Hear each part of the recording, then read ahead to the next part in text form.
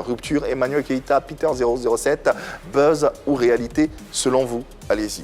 Ah bah moi, je pense que c'est une réalité. Hein. Réalité. C'est une réalité parce que je pense que tu évoquais un événement en décembre. Je crois que Nice en a effleuré un peu le truc. Voilà. Donc, elle va pas se faire harakiri. Événement organisé par Emmanuel Keita. Par Emmanuel Keita, merci Okay. de préciser. Oui, événement organisé par Emmanuel Keita ne va pas se faire harakiri en créant un buzz juste pour alimenter la toile. Surtout que, concernant sa conférence, je crois qu'elle va aborder 3 thèmes où elle parle de la femme en couple, la femme businesswoman, au risque de me répéter, et la femme mère. Donc, 3 casquettes, justement, qu'elle va aborder pendant cette conférence. Elle ne va pas venir créer tout ceci et ensuite aller faire une conférence. Je trouve cela vraiment trop gros si c'est un buzz, parce que pour moi, je suis convaincue que c'est une réalité.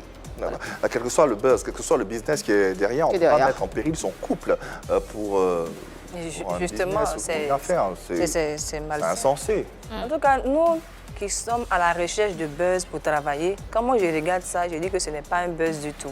C'est une réalité, ils ont rompu, mais le problème c'est qu'ils n'arrivent pas à s'asseoir et discuter convenablement et trouver un terrain d'entente pour avancer. Mais comme je dis toujours dans mes recherches, je suis tombée sur le fait que je devais faire cette annonce-là après l'événement.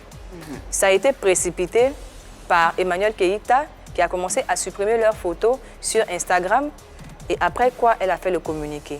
Alors que lui, de son côté, continuait toujours à faire la publicité de l'événement sur sa page. Donc c'est après les réactions d'Emmanuel Keita que lui, il a fait sa sortie. Elle en conclut, c'est une réalité. Désiré Allah. En fait, moi, là, tout de suite, je pense à un buzz, parce que si je me base sur le récit de Nice, tout part en fait de la rencontre.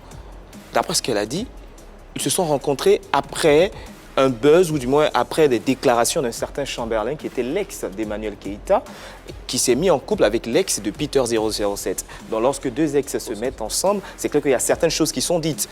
Et pour se venger, sûrement qu'ils se sont dit, bon tiens, si on se mettait ensemble, voilà, tout en faisant quelque chose. Parce que j'ai suivi un peu Emmanuel Keita, qui avait révélé qu'elle ne connaissait pas trop Peter 007, elle connaissait vaguement le personnage. On ne se met pas en couple avec quelqu'un sans connaître cette dernière. Vous voyez, elle connaissait peut-être le personnage vaguement, mais pas la personne. Il y a le coup de foudre aussi. Qui existe. Emmanuel Keita, c'est une grande dame. C'est une grande dame. Elle n'est pas à sa première relation. Le coup de Ah, foudre, là, il n'y a pas grande dame dedans. Hein. Non, donc moi je crois tout de suite que là, c'est un buzz. C'est son avis, il croit que c'est un buzz.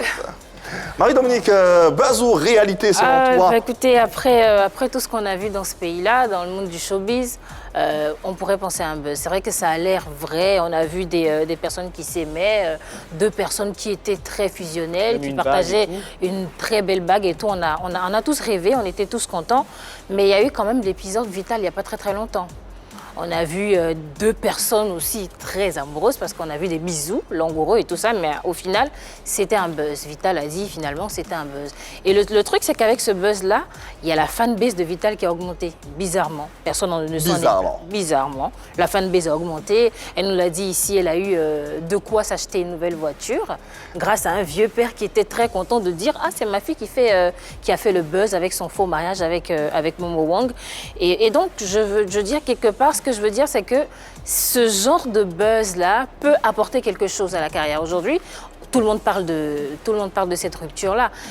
Bizarrement, c'est une rupture, mais ça va faire augmenter la fanbase d'Emmanuel Keita, ça va faire augmenter la fanbase de Peter 007, parce que tout le monde va vouloir venir voir le dénouement de cette histoire-là. Et quand elle organise cet événement-là, moi, je ne pense pas qu'il y aura un effet négatif sur l'événement, parce que les gens vont venir voir, mais qui est donc cet Emmanuel Keita qui a eu une demande en mariage, des fiançailles qui ont duré 5 mois, mais qui reste la tête haute, qui quand même vient organiser un événement qui ne s'écroule pas, justement, parce qu'elle n'a plus l'homme derrière elle. Parce qu'elle vient parler, Annie disait tout à l'heure, elle parlait de 3 thèmes.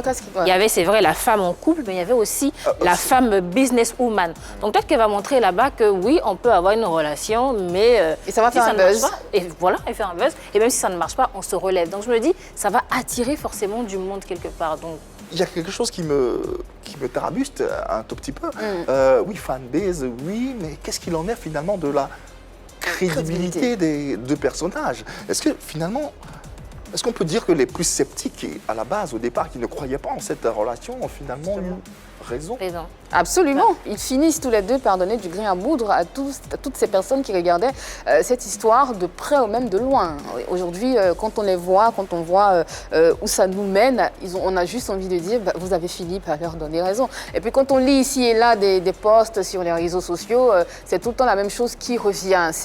Elle s'est séparée d'un homme, elle se met avec un autre homme, on savait que cette histoire ne durerait pas. Finalement, c'est la crédibilité d'Emmanuel Keïta elle-même qui est mise en doute. C'est même pas Peter 007, vu que c'est elle que tout le monde connaît, c'est elle qui attire du monde, c'est elle qui est sous les feux des projecteurs. Et je pense que lui gratte un peu de sa notoriété. Donc aujourd'hui, si on parle de doute et si on leur donne raison, ben effectivement, c'est à cause de cette histoire. Et moi, je dirais véritablement qu'ils ont eu raison. Voilà.